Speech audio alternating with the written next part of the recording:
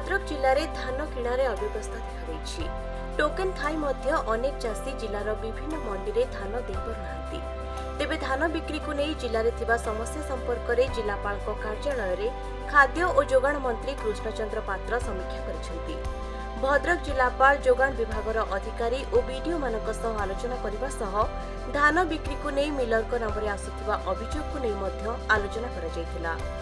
भद्रक जिलार 151टी मंडी में धान किणा होइतिबा बेले 2,71,000 क्विंटाल रु अधिक धान संग्रह करा जायछि।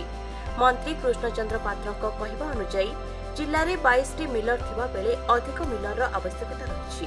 तेबे धान किणारे कटनी छटनी संपूर्ण रूपे बंद हेबो एवं निजे विभिन्न मंडी बुली समस्या बुझिबे बोली मंत्री कृष्णचंद्र पात्र कहछन्ती। धान किणा ए वर्ष प्रकृत में 2-4 दिन 5 दिन डेरी अच्छी कहीं ना वर्ष जो वर्षा है लंबा समय धरी वर्षा है आमर टे डेरी किंतु प्रोक्योरमेंट भल चलছে वर्तमान पर्यंत जहाँ डाटा अच्छी 40 लाख मेट्रिक टन धान आम कि सारू माने लगभग अधा उपरे किणा सरला 9,000 कोटी टंका पाखापाखि कृषक मान खाता को आम दे सारू।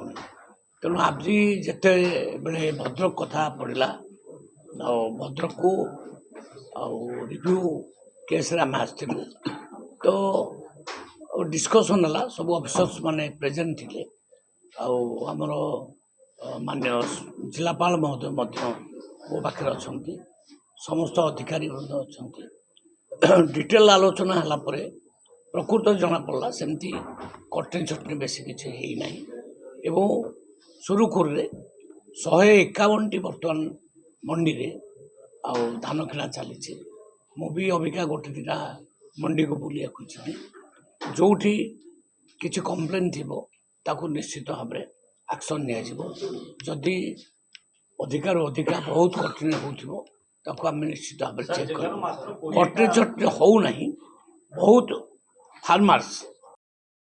भद्रक जगन्नाथ बेहरा रिपोर्ट खबर ओडिशा।